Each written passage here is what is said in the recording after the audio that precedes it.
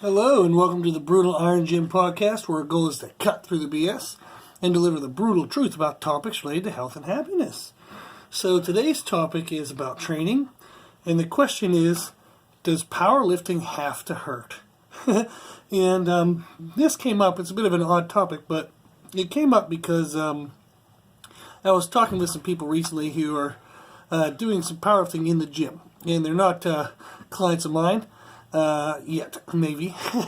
But they're coming in the gym, they love the gym, and they're enjoying themselves. And they're getting into powerlifting. And we have a lot of specialty equipment in the gym for powerlifting. We have a lot of people compete in powerlifting. We have some judges as members and everything. So it's kind of a nice little community for powerlifting.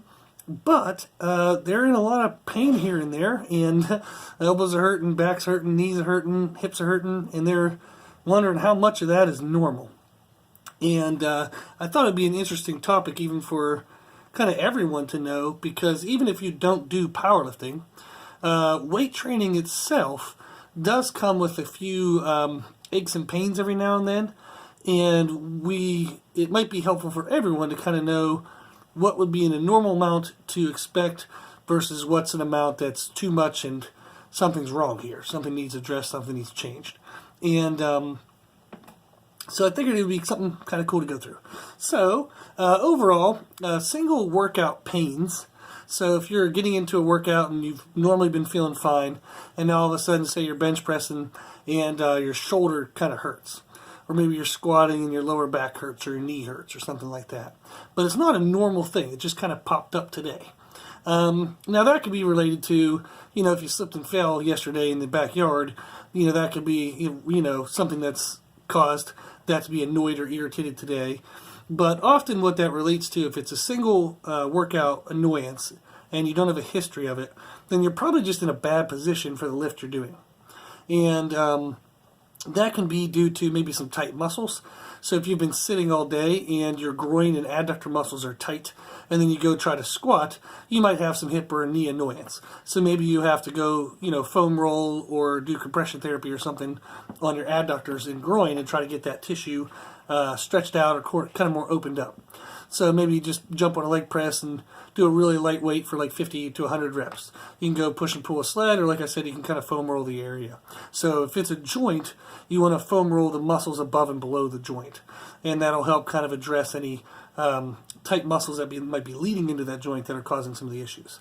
And then you want to also pay attention to your technique and your form.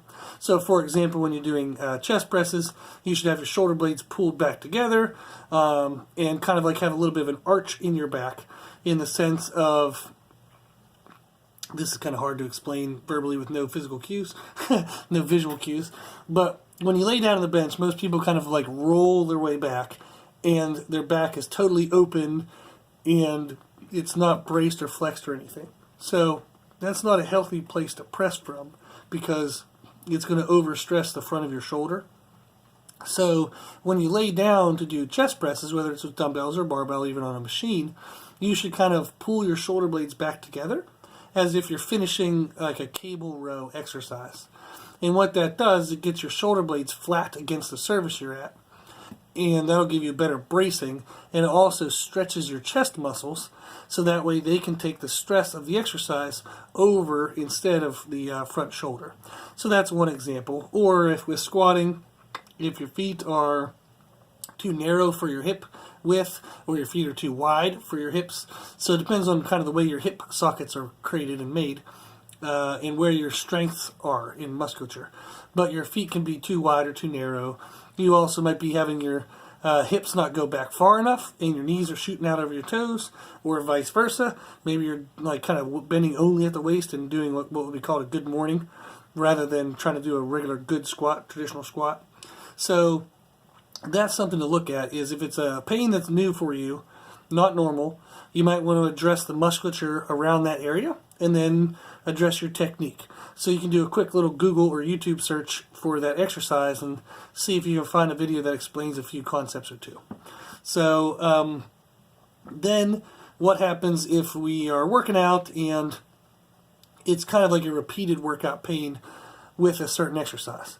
So last time you chest pressed, the front of your shoulder was kind of annoying, and you took, your normal day's rest or two, and then you come in, you're doing another chest press exercise, and man, that shoulder comes right back up. There's still something wrong with it. It's typically the exact same issue. So you need to address the musculature around that joint. Maybe you had a really hardcore workout and the body just didn't recover well from that past workout, and now the musculature is tight around that joint. So you can address that again with different type of like recovery methods. So we've actually done a podcast in the past. You can search the podcast homepage for Brutal Iron Gym and just search the term recovery methods, and you can hear the last podcast we did about that stuff to get you ideas on what to do. And then also we're going to talk later on about resources you can look up for that type of treatments as well. So, but again, it's usually going to be related to some type of musculature imbalance and or poor technique. So maybe last time your technique wasn't very good, you annoyed the crap out of your shoulder, you gave it, the muscles normal time to heal, but you had a above normal annoyance in your shoulder. So it didn't get fully healed, so now all of a sudden you're coming back in and annoying it again. So that's going to be something to definitely look at. And that's something where, like, if we look at what's normal, quote unquote, random pains one time in a workout, they're kind of normal, especially if you're learning movements and you're still kind of figuring out your body. You're probably not going to move in the best position every time, every rep and everything like that. So kind of one annoyance in a workout isn't the end of the world. You just do some kind of treatment to address it and you try to change your form, and most often it'll go away. If you have repeated pains, like a couple workouts in a row, you really need to pay attention to that. That's something you've got to find out. So you can either really dive in on technique, or you can ask a friend or a coach or trainer, blah, blah, blah, blah, blah, to try to get some input from somebody else. But that would be something that you should fix. So if your shoulders hurt the last 2 or 3 times you've done chest presses, stop doing chest presses in the way you're doing them. Go find out what the problem is. So maybe you need to kind of switch to a different exercise for a little while, let your whatever is annoyed, like if it's your shoulder that's annoyed, switch to some other exercise and let give your shoulder time to heal up. You can still move and do other stuff. You just don't want to do that exact same motion again. And then if you have chronic pain where, like, okay, every single time I squat, my knee hurts. Stop squatting, first of all. So find a variation or find something else that doesn't hurt. And then address whatever the heck it is that's hurting. So if you just keep, quote unquote, working through it, you're going to continue to just annoy the crap out of that and turn it into an injury. So I have torn 17 muscles and broke a couple bones and torn a couple ligaments. So I am the big fat dummy that has done that before. Where I'm like, I'm so stubborn, I'll just work through it, then boom, something tears or breaks. So I'm an idiot, do not be me. So do not be dumb like I am. So it took me way too many years and way too many injuries to learn what I'm telling you now. So don't go through everything I did to learn it. Just take my word for it. The beat up, not old, I'm just a beat up young man. But take my word for it and save yourself some of the wear and tear. So that's what you want to do. So if you're having a one-off random pain, just kind of address your technique and maybe do some therapies around a joint, and it should probably go away. If that pain's repetitive, go find the answer. Address it now before it becomes an injury. Okay? So, where can you find some ways to address it? There's one of my favorite resources is on YouTube. It's a YouTube channel called Smash Works. S-M-A-S-H, Smash. But Works is spelled W-E-R-X. So it's Smash We RX. And that's all bunched together for one word. Why the hell people give their own channels these kind of names is ridiculous because it's hard to remember and hard to explain. But, that is what it is. So the guy's name is Travis Bachmeyer. I think he has like a doctorate in chiropractic work. He's a CrossFit competitor, athlete, and knows a ton of stuff, ton of ideas on how to fix and address any body issues you have. So there was somebody kind of about 5, 10, 15 years ago, probably more like 5 or 10, named Kelly Starrett, who became famous kind of doing the same stuff that this Travis Bachmeyer is doing. And his stuff is very good too, so you look up Kelly Starrett. I think his channel name is Mobility WOD, Mobility W-O-D. And but Travis has more kind of like updated stuff. So he kind of took over whenever Kelly Starrett kind of dropped off. So that would be a good one, Smashworks. And that's a YouTube channel. And I think it's great to do that. Like there are books. Like I have books. Like there's Kelly Starrett has a book called Supple Leopard. and it's 2 books. He has a first edition and a second edition. And yes, the name was Supple Leopard, if you didn't catch that right away. But those were very helpful books, but books are going to be limited. Whereas YouTube, they can make a video every damn day, so you can have 365 videos, within a year. Whereas a book, they're not going to have that many ideas because they'd have to have, a page limit, and they have to publish the dang book. They can't keep updating it. So I think online is a little more helpful than books at sometimes. And there's disagreements there. Like sometimes books are good for, easier reference, but pretty much everybody has a smartphone nowadays, so we can reference YouTube anytime we want. So that's really good for kind of ideas on how to address any pains with recovery methods or treatments or therapies. So that's a good one to look up. Now, if you're looking up for technique, that's a little harder. So there is Super Training 06, which is a channel owned by Mark Bell, who owns a website called howmuchyoubench.com or .net, and he sells some exercise equipment. But their YouTube channel, Super Training 06, all small letters, all one word, Super Training 06. Fantastic, amazing, ridiculously awesome resource. They put out videos all the time, so you can look up kind of squat and deadlift tutorials and bench tutorials. And what I love about that channel specifically is they have different guest teachers come in, and people have different body types, different teaching styles, different teaching beliefs. So you get a lot of variety, and you can see which person's methods and ideas that you fall into, both physical build-wise and what theories kind of appeal to your personality. So, for example, they've had one teacher on there, his name's Max Aida, and he does what would be considered more of a high bar, narrower stance squat. It's kind of a medium stance, actually. But it's a high bar, kind of medium stance squat. And it's a different type of squat than somebody where they've had like Ed Cohen on there, they've had Chris Duffin, who have more of a wider stance, hip-based squat, so really low bar. And it's good for people to see the differences in these styles of squats because everybody's built differently. Some people's hips, their hip sockets are kind of flared open more than other people's. Some people's are closed. Some people have long femurs. Some people have short femurs. Some people have long torsos. Some people have short torsos. Some people have crappy shoulder mobility, so they might need a high bar compared to a low bar. Some people have awesome shoulder mobility, and they can put the bar damn near halfway down their back. So seeing and watching a lot of videos really helps because it lets you see different body types, and you can find the ones that match you. Now, that's how I learned. I watched every single video on all those channels I've told you about. So if you go onto YouTube and you see how many videos those are, you're going to realize that I have no life. But I've seen every single video on Kelly Starrett's channel, on Travis Bachmeier's channel, every single video on Super Training 06, and a whole bunch of other channels that I watch a lot. And it's an overwhelming amount of information to probably try to catch up on one time, but I've been doing this since I was 16, 17.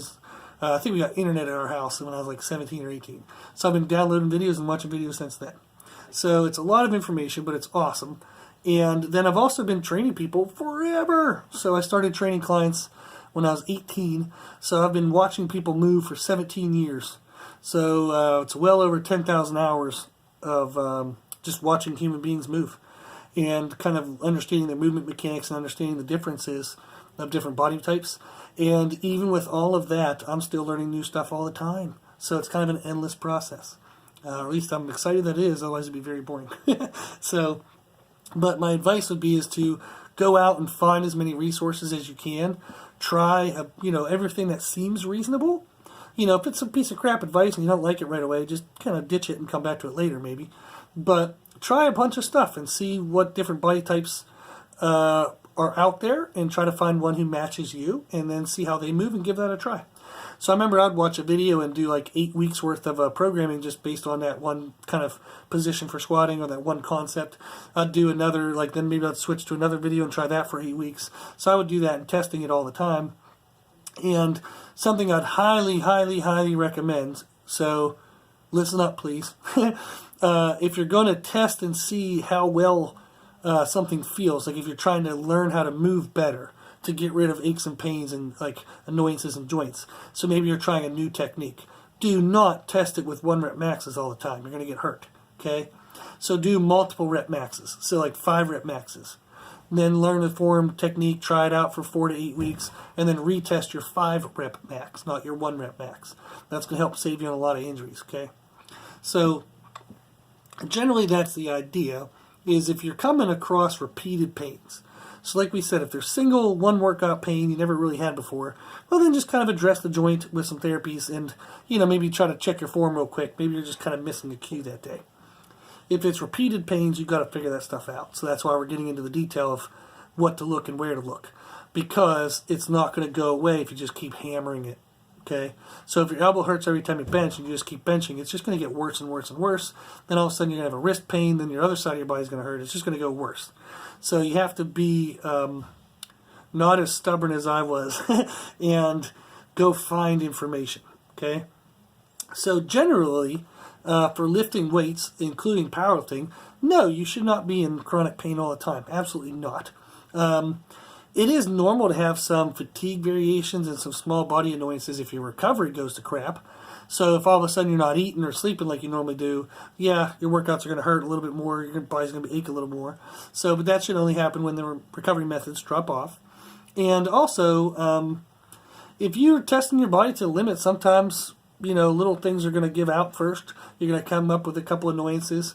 And that's where most programs, even my bodybuilders, like there's a term called deloading in the world of strength training, particularly powerlifting, where the idea of that is like you take a week when you're feeling kind of beat up or towards the end of a program, you take a week to kind of drop your volume down. Most people who do deloading, I don't know about it depends on the person. But generally you want to keep your intensity fairly high to where it normally is, but maybe we'll just say 75 to 100% of your normal intensity, but you're going to drop your volume down to 50 to 75%. So you don't want to go in there and do piddly crap that doesn't mean anything. You just want to do a little bit less than what you normally do, and that lets your body kind of recover. So I don't typically structure deload weeks for any of my clients. We do what I call programming waves, and I'm not making up the term. I'm sure somebody else made it up first. But the idea is typically most people I run programming with, we do anywhere from 2 to 8 week cycles. Most commonly is 4. And what it is the first week they kind of have all brand new exercises. They're just kind of setting some expectations for weights and reps the first week. So they're going in, they're trying hard, but it might be 4 sets of 10. They've never done it before, so they try whatever they can do that day. Then week 2, it's all of a sudden, 4 sets of 10 with more weight, or it's 4 sets of 9 with more weight, or it's 4 sets of 10 with the same weight. It'd be 4 sets of 12 with the same weight. So we either try to progress in reps or weight, depending on whether they want strength out of that exercise or we want muscle mass out of that exercise. But generally, week 2 is a little harder, week 3 is a little harder, week 4 is kind of a peak, the best they can do, and then we're back to week 1 of the next program where it's all new stuff. So they're going to try really hard, but again, it's all weird stuff, and they're still just kind of learning the movements. So I use programming waves rather than deload weeks because I just personally hate deload weeks. I think most people don't do them well. So even if you write it well on the paper, they kind of see it as a blow-off week. And then often, if you cycle the 4 weeks correctly, you don't need a whole dang week for a deload. That's kind of a waste of time. So I don't really program deloads because we should be programming the rest of their work well enough that they don't get the shit kicked out of them and need to have a whole week to recover.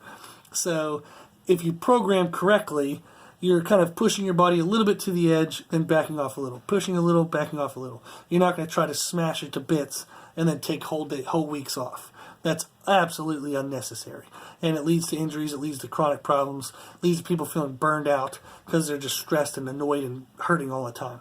So that's not a really productive long-term way to program. Some people might find it helpful to kind of have big swings for short-term strength gains. I'd argue that's not really worth it. And most people we work with, I work with, we're in this for long term. We want to be awesome for life, not for just some, meet in 8 weeks and then screw the whole body up just for that one meet. That's kind of a waste of time, kind of stupid. So, okay, that's a lot of information, but that's the idea. So if you have single workout pains, address the joint, work on your technique. If you have repeated workout pains, definitely still do your recovery methods, but be super duper diligent about figuring out what's causing that pain from your technique or like maybe the recovery method you're using isn't adequate enough. But you've got to find your answer. Don't work through repeated pains. You're just going to get injured most likely. Okay? So, you can look at Smashworks on YouTube. That's Smash WeRx. You can look at Super Training 06 for like good tutorial videos. And then, like we said, you can get help from somebody in the gym who seems to know what they're doing. Good luck with that sometimes, because people are going to pretend like they know when they really don't. You can get a trainer. Whoa, surprise, surprise. The trainer says to get a trainer. But it is helpful. Like I said, I watch clients all the time, and usually I can help people pretty quickly and pretty well. So getting somebody who's, it's like if you go to a plumber. If you go to a plumber who's been a plumber for a long time, they're licensed, they're going to probably be a lot better than, Joe Blow down the street just giving you advice based on the one toilet he's ever fixed in his entire life. So it can be done to train with minor aches and pains without being in pain all the time. It just takes some investment. It takes some intelligence in your programming and diligence on your part to address small things before they become big things. Cool. So hopefully that was helpful. Gave you some perspective. So again, look at our past podcast titled Recovery Methods. Look that up. And then if you would like any help with assessing your form, for my online clients, I watch their videos every single week, all the time, and I send them notes based on what we see in their movement mechanics. So if you would like just quick little help, you can shoot us a video of one of your lifts at brutalirongym@gmail.com. We'll send you back some information free of charge. I'm not going to write, an essay on it. Like, I'll give you a good 5 or 10 minutes effort and give you some tips. And then if you would like, more in-depth stuff, we can talk about being an online client or something. But we absolutely will help you and give you some information if you reach out with a video. Okay? So you can send the video. I think Instagram allows you to do direct videos pretty easily. So it's just Brutal Iron Gym on Instagram, and then Brutal Iron Gym on Facebook Messenger, or you can shoot us an email if the video is small enough to fit through Gmail. So our email is brutalirongym@gmail.com. So if you'd like help on technique and stuff to kind of avoid some chronic pains, shoot us a video. We promise we'll help you out, okay? So hopefully you found this information helpful. If you like this information, you can find more from us on Instagram, Facebook, and Twitter at Brutal Iron Gym. And if you like the podcast, you can sign up to become a patron of the podcast by donating $10 or more a month towards the podcast. So for your donation, we'll send you exclusive monthly content, including a monthly training program. So if you would like monthly training programming for only $10 a month, that's a pretty good deal. So, and the programs are for whatever you want. We have strength programs, aesthetic programs, overall fitness programs. We have train at home with no equipment programs, a whole bunch of stuff that's all helpful, and it renews every single month. So you get a brand new workout every month for $10. We're also going to send you extra information on nutrition and mindset as well. That's all exclusive to you, our patrons of the podcast. So, if you'd like to become a patron, you can do so directly on the Podbean app. You can send us an email or do a Google search, Become a Patron, Brutal Iron Gym Podcast. And if you like the podcast, please share it with family and friends. So the more people we help, the happier the world will be. And if you have any questions, feedback, or suggestions, we'd love to hear from you. This podcast is for you, so we want to know what you want to learn about. And you can reach us at our email at brutalirongym@gmail.com. As always, I hope this was helpful, and thank you for listening.